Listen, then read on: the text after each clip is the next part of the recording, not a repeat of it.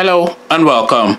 So in this video we are going to be examining the three major players in the upcoming Nigerian presidential elections, and we will be asking the question, how deserving are they, what are their chances, and what impact are they likely to have on the Nigerian state.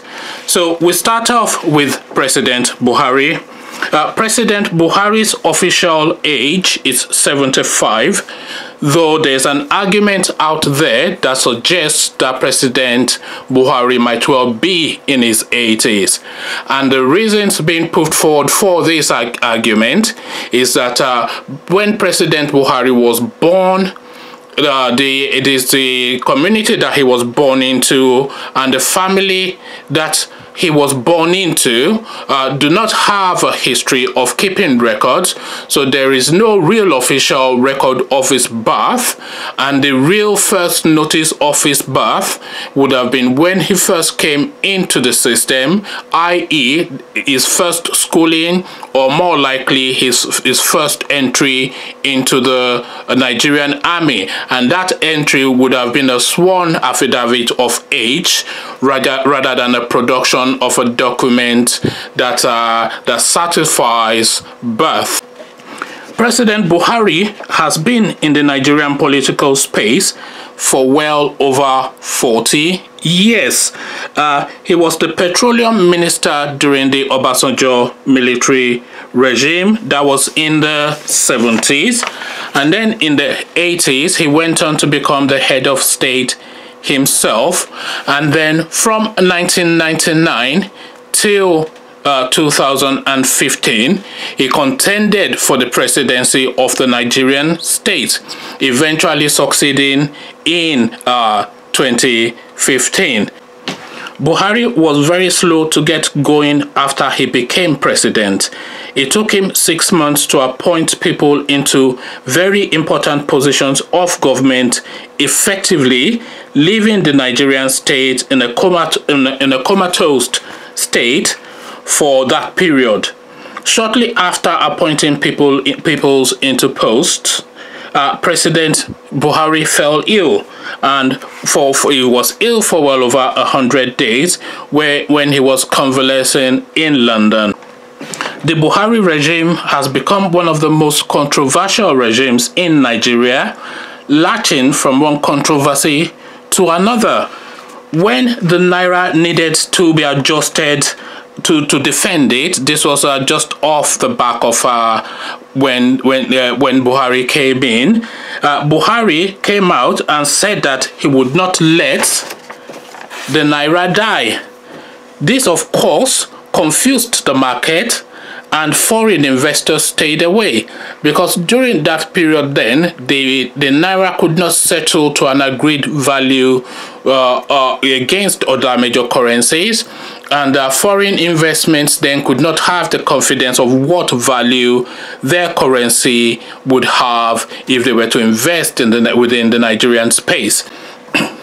Of course, we had the IPOB debacle as well.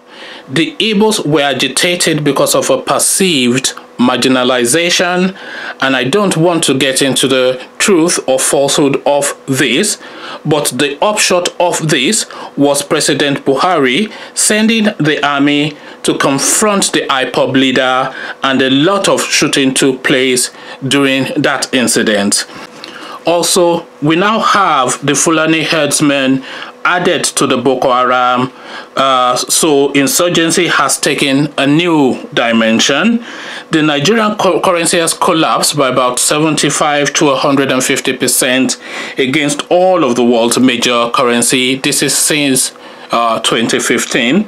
The price of basic essentials of living has fallen by approximately 120%, or should I say has increased by approximately 120%.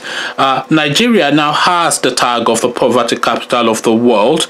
The situation in the country is very dire, the worst it has ever been. So it's the worst it has ever been in Nigeria as of now. Nigeria has never known it any worse. For balance though, the Buhari regime has managed to continue some of the projects that Jonathan advanced to an advanced stage, like the rail projects. We've all seen the, I think it's the Abuja to Kaduna rail project, which was completed 3 months into the Buhari regime. So clearly it was virtually completed by Jonathan, and Buhari just commissioned it, and all the and then he's now of course doing the Lagos-Ibadan rail, which we are being promised is something that they are intent on completing, and we hope they do. So the airport projects also that the Jonathan regime started, he's managed to complete that. The Abuja light rail, the intracity rail system in Abuja, which Jonathan virtually completed, that was finally completed as well. And the agriculture project started by that dynamic Minister of Agric under the Jonathan regime, that's also continued as well. So there's a lot of continuity of the good projects started by the Goodluck Jonathan regime, and this really is a compliment to the Buhari regime, because traditionally within Nigeria, when a new regime comes into power, they abandon projects started by the previous regime, start a completely new different set of projects, only really for the sole purpose of being able to award contracts. Hence, we have a lot of white elephant projects in Nigeria. So a departure from the norm there. They've managed to continue with some of the key projects started by the Jonathan regime. So it's a well done there. So those are the pluses and minuses for Buhari. So now we go on to Atiku Abubakar. Atiku also has been in the Nigerian political space for around about 4 decades. The former custom officer come politician has been eyeing the presidential corridors since the days of Abiola, when he contended and lost the SDP vice presidential slot to Babagana Kingibe. So he was contending then to be the running mate of Abiola, but he lost that that slot to Babagana Kingibe.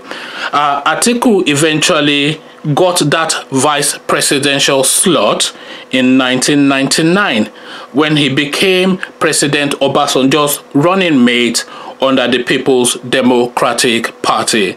And just incidentally, Atiku was one of the founding members of that party, the People's Democratic Party. So Atiku went on to serve 2 terms with President Obasanjo, totaling 8 years as Vice President of Nigeria. Atiku, as we've already discussed, has always nursed the ambition of being the Nigerian president and replacing President Obasanjo after he has served his 2 terms. However, President Obasanjo refused to back Atiku's ambitions, claiming that he, Atiku, was too corrupt.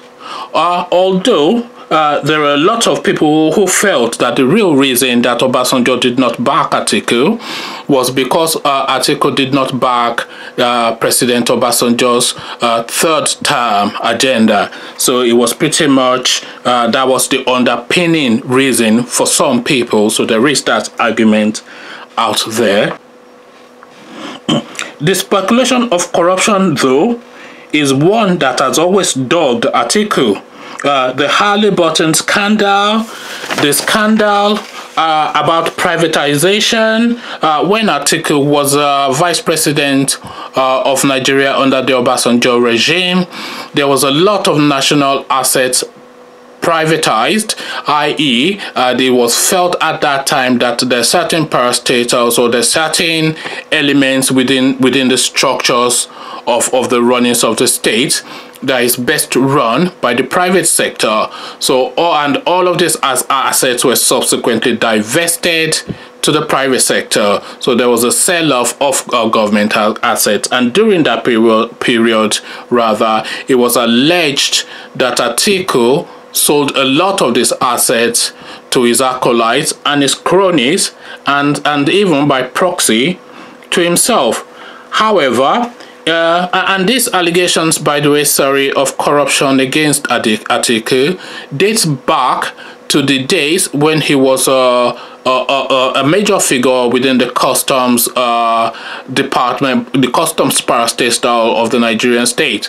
There was a time that he was head of customs. This is going back several decades, and the allegations of corruptions were leveled against him even then. So this tag of corruption is something that has always been aligned and assigned to the Atiku name. The allegation of unlawful enrichment dates back to those custom days, but in spite of all these allegations, Atiku has never been charged to court. So he has never been charged to court for corruptions, especially in Nigeria. As far as my research goes, he has never been charged to court for corruption, never mind being convicted for corruption.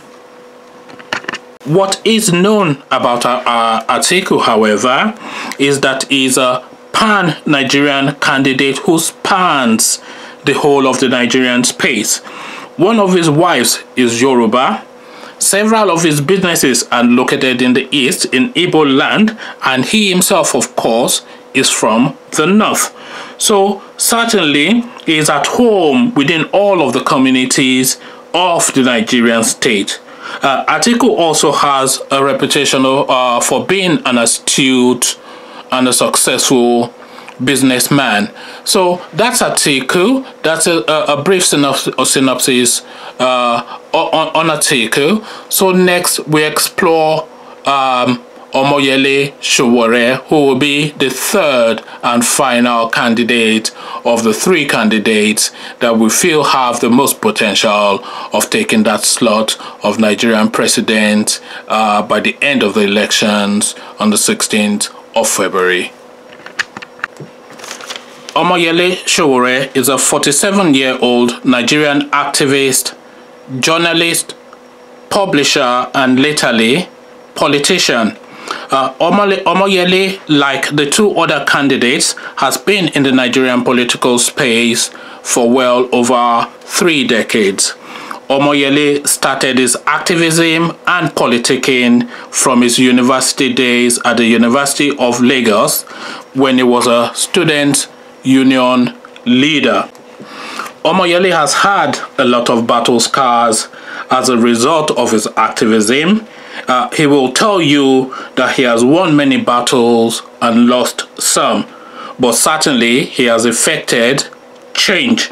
Some of his battles included protesting for change at the university when he was a student there, protesting against the military during the Babangida and Abacha regimes, and latterly protesting for good governance under the Goodluck Jonathan regime.